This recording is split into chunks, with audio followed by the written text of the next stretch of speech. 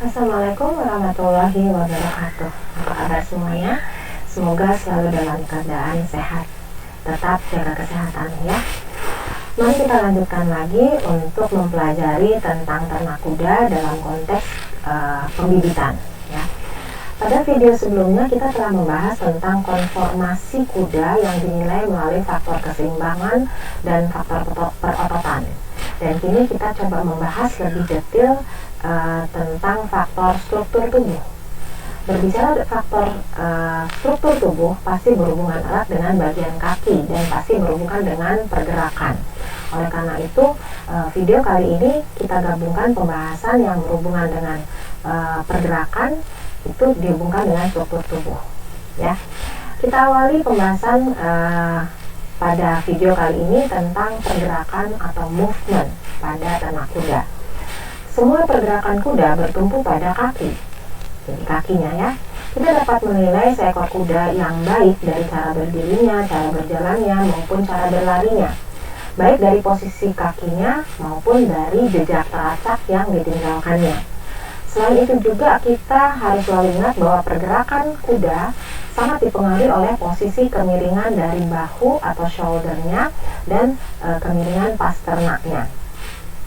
Sebagai contoh, kuda yang memiliki struktur kaki yang panjang, kaki depan yang panjang, cenderung akan memiliki gaya melangkah yang panjang. Meskipun kuda tersebut sedang dalam keadaan berdiri, Anda sudah bisa menilai melalui pendugaan bahwa kuda tersebut cenderung memiliki karakter berjalan dengan cara melangkah yang panjang. Hal tersebut bisa dibuktikan dengan Anda melanjutkan penilaian pada kuda dalam keadaan bergerak. Jadi, perintahkan kuda tersebut untuk berjalan. Lalu silakan analisis kira-kira untuk fungsi apa yang cocok pada kuda dengan kondisi tersebut. Atau bila Anda menilai seekor kuda sedang melangkah, ternyata faktor sudut kemiringan dari bahu atau shoulder dengan pas ternak pada kaki depan bisa membuat langkah kuda terlihat lebih anggun dan lentur. Selain itu, saat kuda masih dalam keadaan posisi berdiri pun Anda sudah bisa menduga bahwa kuda tersebut cenderung akan memiliki gaya melangkah yang baik. Nah, pada penilaian ini Anda bisa tentukan kuda tersebut cocok untuk fungsi apa. Dari kuku kaki kuda juga bisa dinilai pergerakannya. Misalnya, seekor kuda memiliki ujung kuku yang mengarah ke depan, maka ada kecenderungan kuda tersebut akan memiliki gaya melangkah yang baik, seperti itu ya. Pergerakan tubuh kuda sangat dipengaruhi oleh faktor keberadaan struktur dari perangkat geraknya. Jika struktur yang dimiliki oleh kuda berkualitas baik, maka kuda akan memiliki atau memperlihatkan kualitas gerakan yang baik pula. Atau dengan perkataan lain, bila kualitas struktur dari tubuh kuda baik, maka ada peluang dari kuda untuk bisa dilatih agar kualitas gerakan yang dimiliki meningkat. Hal tersebut harus dipahami oleh para pembibit dan para penyeleksi. Sebagai contoh, seorang pembibit kuda untuk keperluan perlombaan pacuan kuda yang berlari lurus tentunya harus mengetahui bangsa kuda apa, tipe kuda apa, jenis struktur hingga kondisi perototan dari kuda yang akan diseleksi dan nantinya akan dilatih untuk menjadi juara. Ya, itu para pembibit dan para penyeleksi harus tahu sampai detail untuk hal tersebut. Bahkan dari penelusuran hal tersebut itu bisa juga dimulai diseleksi mulai dari tetuanya. Artinya strukturnya, perototannya, keseimbangan yang dimiliki oleh tetua juga diseleksi agar anakannya nanti hasilnya juga akan sesuai dengan perhitungan genetiknya. Pergerakan kuda juga harus dinilai dari berbagai arah, misalnya dari arah depan, arah belakang, dan arah samping.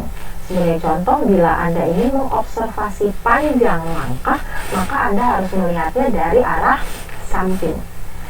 Coba analisis dan cari tahu mengapa cara menjentik kuku kuda, gitu ya, dijentik kukunya, itu bisa digunakan sebagai cara untuk mengobservasi panjang langkah kuda. Cari tahu, searching ya, kenapa bisa dengan cara itu. Kenapa cara menjentik kuda itu bisa digunakan? Nah, pergerakan kuda juga bisa dinilai dari pola jejak kuku yang terlihat pada tanah. Pada slide sebelumnya telah disampaikan bahwa pola teracak atau pola kuku kuda yang terlihat itu sangat bergantung pada kondisi dan kelurusan kaki. Dan ternyata kondisi dan kelurusan kaki ini juga akan mempengaruhi kelurusan langkah, lebar langkah, panjang langkah, dan kelenturan dari kaki kuda. Kini mari kita bahas lebih detail tentang struktur kaki kuda. Ketepatan struktur dari kaki kuda terutama ditentukan oleh struktur dan posisi tulang pada kaki. Faktor ketepatan struktur menjadi hal penting karena kaki kuda itu kunci pergerakan dari kuda. Jadi kakinya, ya.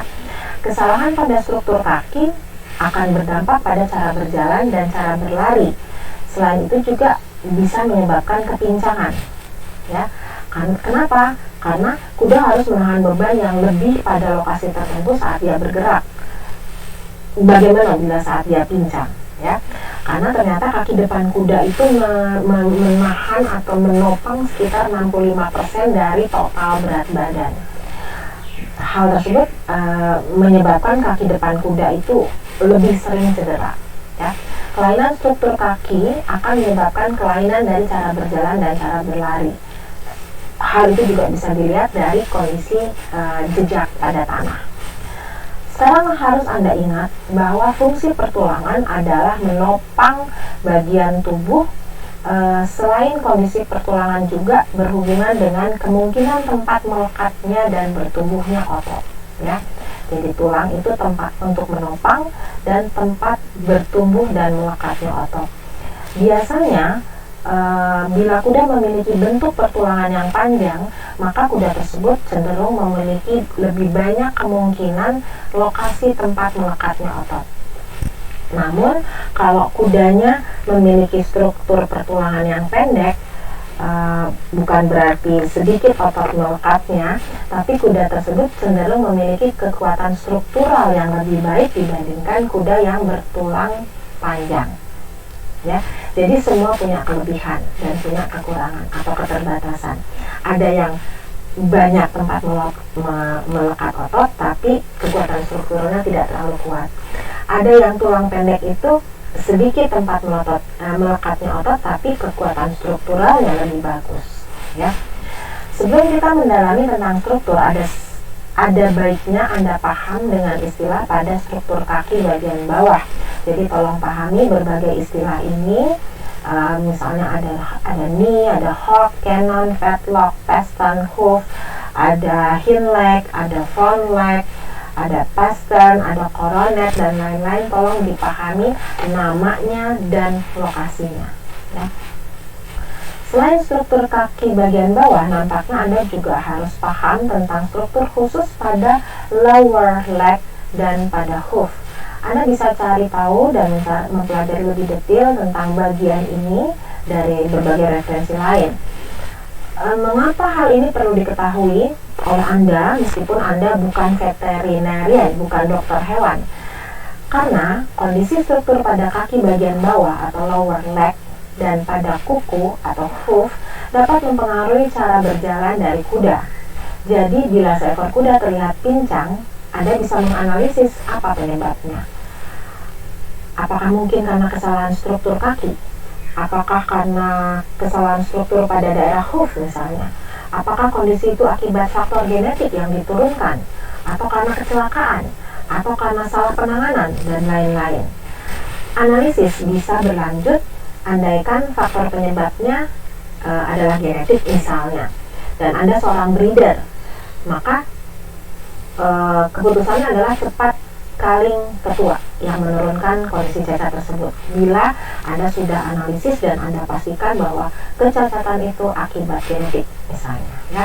Tapi kalau misalnya kecacatan itu akibat lingkungan dan kemunculannya atau penampilannya seperti cacat dari genetik, Anda sudah mempelajari di mata kuliah pemulihan ternak. Ada istilahnya fenokopi.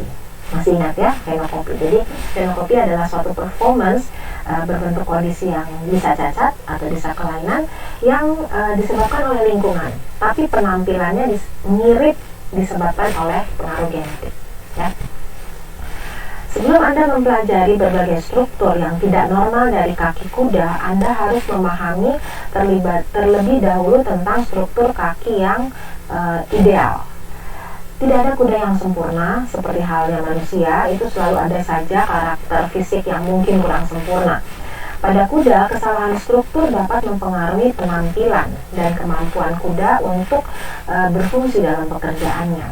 Struktur tulang yang benar bisa meningkatkan potensi kuda yang lebih besar, memungkinkan untuk gerakan yang benar, dan bahkan bisa meningkatkan panjang umur dari kuda tersebut. Dan ingat, kuda yang berstruktur kaki yang bengkok itu masih bisa bertanding lari, namun mungkin tidak lama umur penggunaannya. Kenapa? Karena kudanya akan stres akibat rasa sakit pada kaki dan sendinya. Sekarang kita pelajari konformasi dari struktur yang ideal dari kaki depan dan kaki belakang. Silakan perhatikan gambar yang ada pada slide. Jadi saat menilai, biasakan Anda gunakan atau buat garis imajiner yang harus melintasi titik yang menjadi patokan ya. Artinya bila garis itu tidak melewati titik patokan itu, artinya kuda itu memiliki struktur kaki yang kurang ideal ya. Coba Anda perhatikan lokasi pada persendian atau tulang apa saja yang harus dilalui. Misalnya pada kaki depan Anda melihat dari depan, garis imajiner ini harus melewati tulang ini. Saya tidak akan beritahu ini tulang apa, tapi tolong Anda pelajari apa nama tulang ini ya. Dan tulang ini harus lurus menyentuh ini, daerah ini, area ini apa namanya. Kemudian harus lurus sampai ke bagian bawah kukunya. Itu harus satu garis lurus ya. Artinya daerah ini tidak boleh lebih luar atau tidak boleh lebih ke dalam, harus tepat di dalam garis ini. Kemudian kuku ini juga, ini karena terlihat dari depan, tidak boleh kukunya agak keluar atau agak masuk ya. Kemudian kalau kaki depan dilihat dari samping, berarti patokan yang harus diambil adalah titik ini, tulang ini atau persendian ini, nanti dicari namanya apa, itu harus lurus di depan tulang ini ya, persendian ini kaki depan ya. Kemudian harus ada di tengah dari kukunya. Tidak boleh ada bagian ini agak maju sedikit atau lepas dari garisnya. Ada jarak di sini, tidak boleh ya.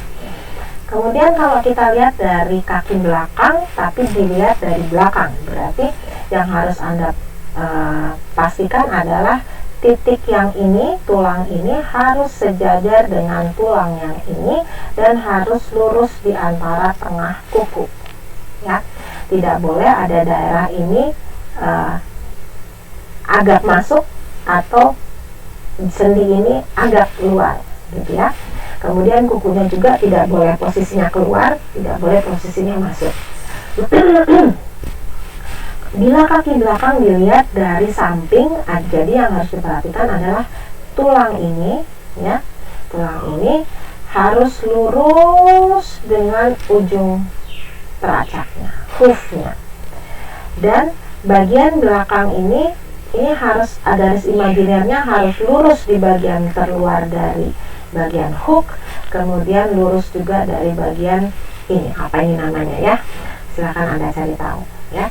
Jadi semuanya harus dalam keadaan lurus. Tidak boleh daerah sendi ini agak mundur sedikit atau daerah ini sudutnya lebih kecil atau lebih besar dari 53 sampai 55. Kalau lebih kecil berarti nanti sudutnya dia kakinya agak begini ya, pas ternanya agak landai. Tapi kalau lebih besar berarti sudutnya seperti sedang berjinjit gitu ya, kudanya sedang berjinjit. Nah, selanjutnya saya akan tampilkan bagian tubuh yang menjadi patokan, tapi pastikan dahulu cara berdiri kudanya harus lurus ya. Artinya landasan tempat kuda berdiri itu harus rata, sehingga bila kuda memiliki struktur yang salah, akan cepat mudah bisa dilihat. Struktur kaki kuda yang baik dari kuda adalah bila jarak antara kaki depan itu bisa dilihat dari lebar dadanya itu harus cukup lebar. Kemudian perhatikan juga 4 lokasi, yaitu shoulder, knee, cannon, dan hoof, itu harus satu garis lurus ya. Seperti ini gambarannya ya, dari shoulder, cannon, shoulder, lutut, cannon, dan hoof ya, harus satu garis lurus. Maaf, ini cara penandanya salah ya, tapi ini adalah shoulder atau bahu, kemudian ini adalah lutut, ini adalah cannon, ini adalah kuku. Itu harus satu garis lurus ya. Nah, setelah Anda fasih untuk menarik garis imajiner tersebut, ayo kita lanjutkan dengan menilai struktur kaki ya. Kesalahan struktur pada kaki kuda itu masalah umum, namun bisa menyebabkan masalah pada performance dan kesehatan. Jadi kemampuan Anda melihat kesalahan struktur tersebut itu bisa mengurangi bahkan mengantisipasi potensi masalah berikutnya. Berikut saya tampilkan bentuk kesalahan struktur pada kaki depan kuda yang kalau kita lihat dari depan ya.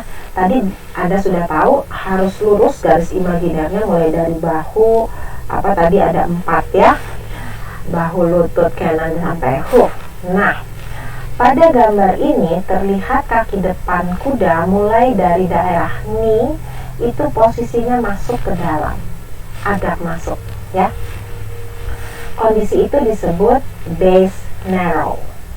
Oke, agak masuk ke dalam lututnya, jadi harusnya ini lututnya agak ke kiri, jadi itu harus satu garis lurus, tapi ini bagian lututnya agak masuk, disebut base narrow. Sedangkan pada gambar yang ini mulai dari bagian knee itu sudah di luar garis imajiner, lihat sudah di luar garisnya ya.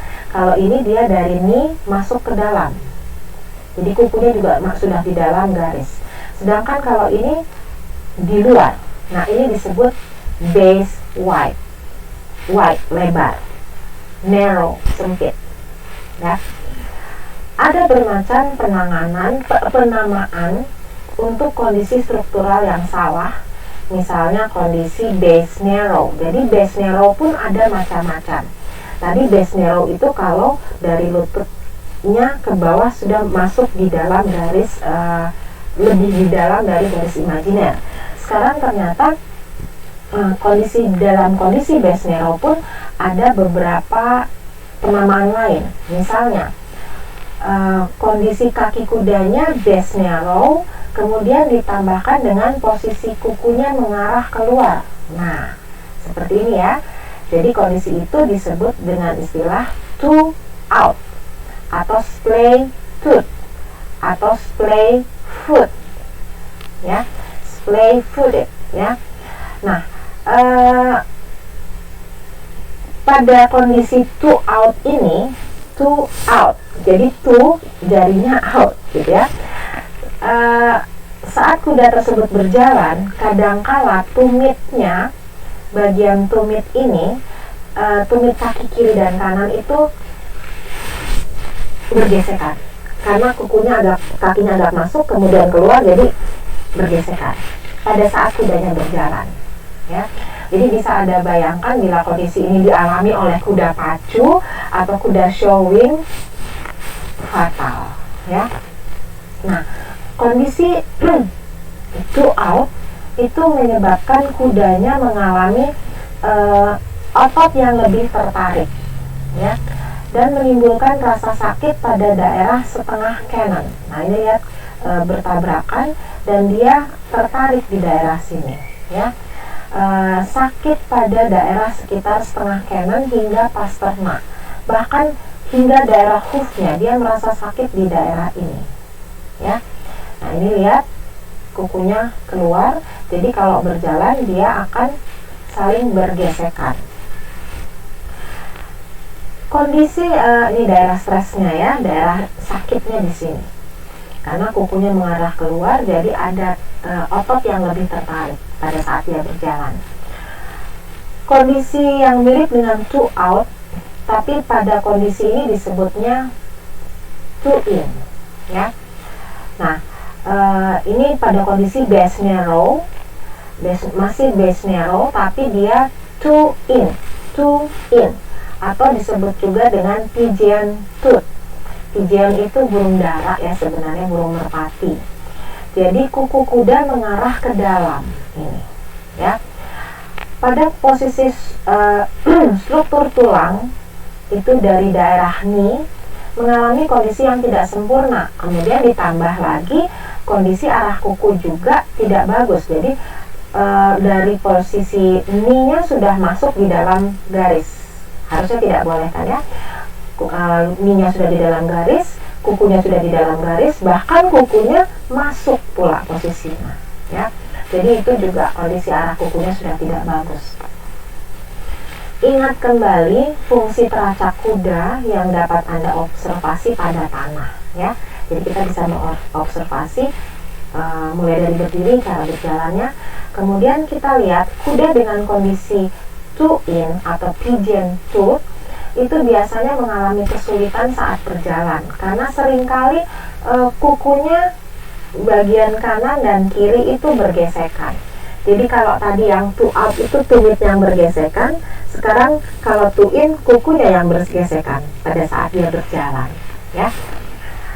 Nah, karena bagian depan kiri dan kanan itu bergesekan, karena bergesekan ini membuat perototan di daerah kaki depan ini juga sampai daerah bagian atas knee itu hingga hoof itu ya, dari atasnya sampai bawah itu tertarik semua ototnya. Jadi ototnya merasa stres, ya. Stres itu tertarik. Jadi bisa dibayangkan atau mungkin Anda bisa menonton videonya yang menampilkan kondisi kuda yang memiliki kondisi pigeon tooth dan dia sedang berlari. Bisa dibayangkan posisinya seperti apa, ya. Kemudian kondisi lain itu adalah yang base wide. Sekarang kita cerita tentang base wide dan yang kukunya ke arah keluar. Jadi yang tadi kan base narrow, kuku keluar, kuku ke dalam. Sekarang base wide, kuku keluar, ya. Base wide, kuku keluar, disebutnya namanya base wide two out. Kondisi struktur kaki sudah mengalami kelainan posisi pada daerah knee-nya karena sudah tidak pada tempat yang baik, yaitu di luar garis patokan. Kemudian ditambah lagi dengan posisi teracaknya yang mengarah keluar, ya. Nah, seperti ini. Anda bisa lihat ini yang berwarna lain ini adalah daerah-daerah kaki yang mengalami stres otot. Jadi kudanya mengalami kesakitan karena otot di daerah ini stres, tertarik, ya. Ini adalah kondisi base wide two out. Sekarang kita lihat kondisi base wide two in.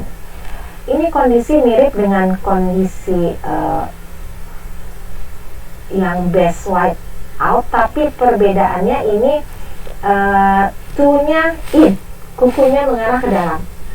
Nah, kondisi yang seperti ini kukunya mengarah ke dalam, jadi udah lututnya masuk, terus kukunya mengarah ke dalam, ya. Kita lihat sekarang, nah ini daerah stresnya, ya, daerah stresnya. Jadi kuda merasakan kesakitan pada daerah kaki ini. Kemudian kita lihat lagi, kita pelajari kesalahan lain dari struktur kaki depan yang bisa dilihat dari depan. Itu adalah yang namanya knock knees. Ini knock knees, ya. Wah, ini sangat dalam sekali ya posisinya, dari garis imajiner ini sangat masuk. Ini yang namanya knock knees.